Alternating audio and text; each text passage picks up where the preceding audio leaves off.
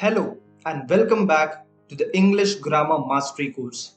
My name is Sai Sarath, and in today's exciting lesson, we are diving into the world of pronouns, specifically focusing on the different types of pronouns and how to use them correctly in your sentences. By understanding pronouns, you will be able to enhance your writing and conversational skills, making your language more engaging and less repetitive. As always, if you have any questions or need clarification throughout the lesson, feel free to ask in the Q&A section or email me directly. I'm here to help you on this learning adventure. So let's not wait any longer and jump right into the fascinating realm of pronouns.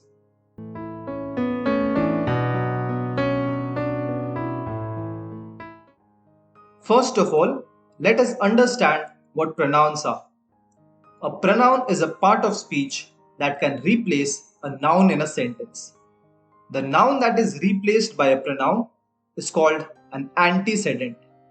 For example, in the sentence, Priya loves her dog because he is cute, the word he is a pronoun that replaces the noun dog. And since he replaces dog, the word dog becomes antecedent. Generally speaking, pronouns allow us to shorten our sentences and make them sound less repetitive. To understand what I mean, let us read this small paragraph. The construction workers are building the office. The construction workers are making good progress. The construction workers should finish the project in no time. Now I will read the same paragraph, but this time I will be using pronouns. Let us see. The construction workers are building the office. They are making good progress. They should finish the project in no time. You can see that the second set of sentences is both shorter and sounds less repetitive than the first set of sentences. That is why we use pronouns in our sentences, to make our sentences sound less repetitive and shorter. There are several types of pronouns in English language, each with its unique purpose and function. The main types of pronouns that we will be learning in this lesson are personal pronouns, possessive pronouns, demonstrative pronouns, interrogative pronouns, reflexive pronouns, indefinite pronouns, reciprocal pronouns, and relative pronouns. Let's learn about each of these types in detail, starting with the personal pronouns. Personal pronouns are the words used to refer to people, places, or things without actually naming them. If you are referring to the person speaking or the first person, then we may use the personal pronouns I, me, we, or us. If you are referring to the person speaking to or the second person, then we may use the personal pronoun you. If you are referring to the person spoken about or the third person, then we may use the personal pronouns he, she, it, they, him, her, or them. Let us see some examples where personal pronouns are used. I am afraid of mice. My cats are friendly, so you can safely pet them. The toaster gets really hot when it heats bread. In these sentences, the words I, you, and it are all examples of personal pronouns. The next type of pronoun is possessive pronoun. Possessive pronouns are the words used to show ownership or possession. They are used to show who owns or possesses something. If you are referring to the person speaking or the first person, then we may use the possessive pronoun mine or ours. For example, this pen is mine. This house is ours. If you are referring to the person speaking to or the second person, then we may use the possessive pronoun yours. For example, is this pen yours? If you are referring to the person spoken about or the third person, then we may use the possessive pronoun his, hers, or theirs. For example, this is his pen. That is her car. That house is theirs. Let us see some more examples where possessive pronouns are used. That toy on the shelf is mine. That house on the corner is theirs. Never judge a book by its cover.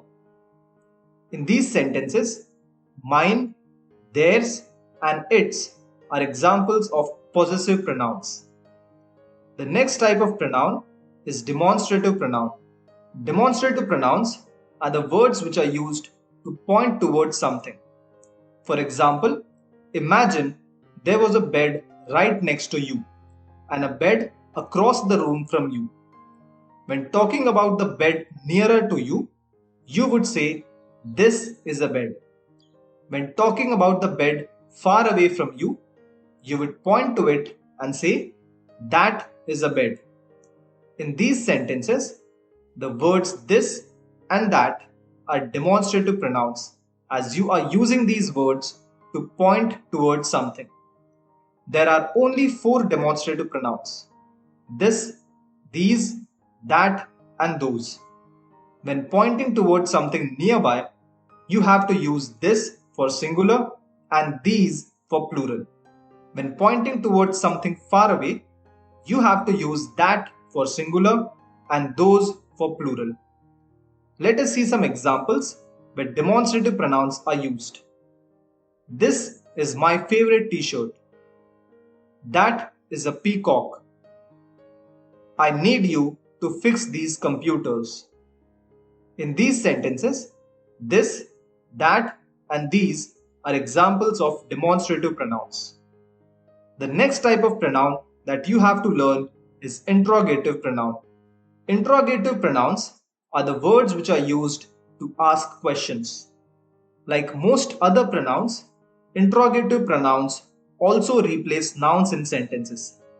In the case of interrogative pronouns, they typically replace whatever or whoever the answer to that question is. For example, what is a pineapple? A pineapple is a fruit. Here, what is replacing fruit? So what becomes an interrogative pronoun? Similarly, in the sentences, who wrote this letter? What is an amphibian? Which is the correct answer? In these sentences, the words who, what, and which are all examples of interrogative pronouns. The next type of pronoun is reflexive pronoun. Reflexive pronouns are the words ending in self or selves, which are used when the subject and the object of a sentence are same. They usually come after the verb and they are used to give emphasis or to give a strong point. If you are referring to the person speaking or the first person, then we may use the reflexive pronouns myself or ourselves. If you are referring to the person speaking to or the second person, then we may use the reflexive pronouns yourself or yourselves. If you are referring to the person spoken about or the third person, then we may use the reflexive pronouns himself, herself, itself, or themselves. For example, in the sentence, I can see myself in the mirror. Observe that the subject is I, which refers to me, and object is myself, which again refers to me. So, since the subject and the object refer to the same person, we can use reflexive pronoun in place of object. Let us see some more examples where reflexive pronouns are used. You know yourself better than anyone else. Teacher asked to read this topic ourselves. Ramya grooms her hair herself. In these sentences, the words yourself, ourselves, and herself are examples of reflexive pronouns. The next type of pronoun is the indefinite pronoun. Indefinite pronouns are the words which are used when we are not referring to a particular person or thing. They are used when we want to refer to something or someone without specifying exactly what or who it is. Most indefinite pronouns are either singular or plural. Singular indefinite pronouns like someone, anyone, everyone, no one are used with a singular verb, whereas plural indefinite pronouns like both, few, many, and several are used with a plural verb. Some indefinite pronouns like all, any, none, or some are used with both singular as well as plural verbs. Let us see some examples where indefinite pronouns are used. Has anybody seen my pen? Anything is possible if you believe in yourself. Someone ate my lunch. The water splashed everywhere. In these sentences, anybody, anything, someone, and everywhere are examples of indefinite pronouns, as we are not referring to a particular person, place, or a thing. Okay, so the next type of pronoun is the reciprocal pronoun. Reciprocal pronouns are the words which are used when we are referring to people, places, or things involved in the action described by the verb. Let me simplify this. Reciprocal pronouns are used when two or more people are doing the same action to each other. For example, they hug each other, or we bought each other gifts. There are two reciprocal pronouns, each other and one another. Each other is used when two people, places, or things are involved. One another is used when more than two people, places, or things are involved. Let us see some examples to understand their usage. When I say Ram and Mahesh helped each other, that means Ram helped Mahesh and Mahesh helped Ram. But when I say the members of the team supported one another, that means every member of the team supported every other member of the team. Let us see some more examples. My sister and I love each other. The kids spent the afternoon kicking the ball to one another. The two fishermen love to compete with each other. Seniors have congratulated one another on their farewell party. Okay, so the last type of pronoun that we have to learn is relative pronoun. Relative pronouns are the pronouns that are used to relate one part of the sentence to another. These pronouns are used to introduce a relative clause. Now, what are relative clauses? A relative clause, which is also known as dependent clause, is a type of subordinate clause which cannot stand by itself as a complete sentence. It is dependent on the other part of the sentence. Take a look at this example. Find me the book that has money hidden in it. In this sentence, the clause find me the book is an independent clause. That means it can be used as a complete sentence and still be meaningful. It is not dependent on other part of the sentence to complete its meaning. Whereas the clause that has money hidden in it is a dependent or a relative clause. That means it cannot be used as a complete sentence because it is not meaningful. In other words, it is dependent on the other part of the sentence. Notice that the word that is introducing the relative clause that has money hidden in it, and hence it becomes the relative pronoun. Take another example. Harsh is a friend who is always there for me. In this sentence, Harsh is a friend is an independent clause. That means it can stand alone, whereas who is always there for me is a dependent or a relative clause. And who, which is introducing the relative clause, is your relative pronoun. Let us see another example to better understand it. In the sentence, this is the puppy that won the contest. This is the puppy is an independent clause, and that won the contest is a relative or a dependent clause. And since that is introducing the relative clause, that is a relative pronoun. Okay, now let us quickly learn about another easy yet important topic related to pronouns, where people usually make mistake, and that is pronoun agreement.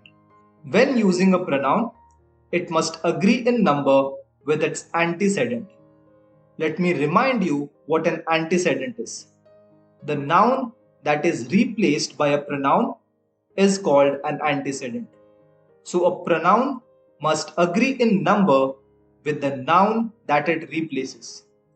This means that a singular noun can only be replaced by a singular pronoun, and a plural noun can only be replaced by a plural pronoun. Take a look at the following examples. The basketball rolled until it hit the door. The basketball rolled until they hit the door. Out of these two sentences, only the first one makes sense because we are only referring to a single basketball. So we need to use a singular pronoun like it and not a plural pronoun like they. While we are at it, let me give you few pointers to avoid making some silly mistakes.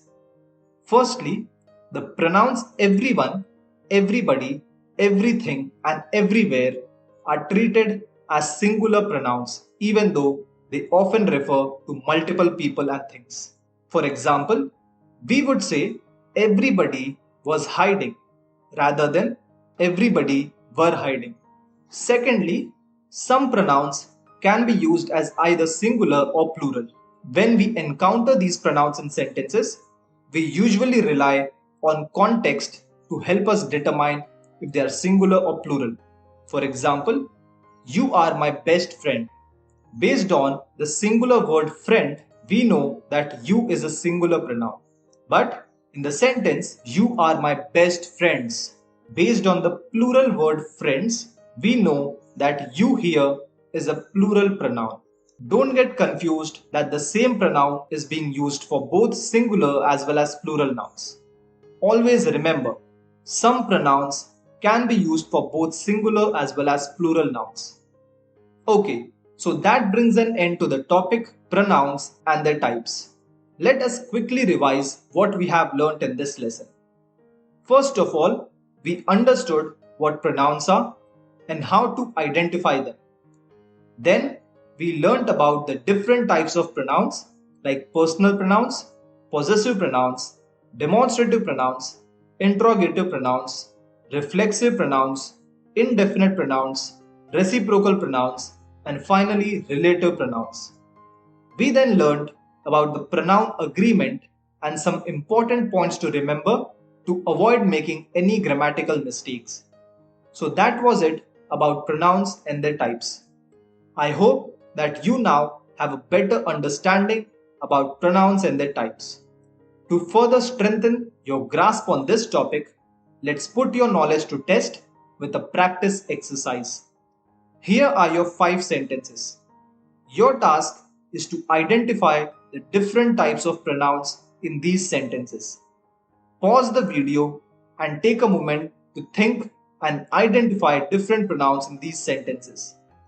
This exercise will help you reinforce what you have learned about pronouns and their types and give you the confidence to identify them in various contexts. After watching this lesson, you can go through the material given below and then test your understanding of the concept through a quiz given there. In the next lesson, you will learn about adjectives and their types. So I'll see you in the next lesson. Thank you so much and happy learning.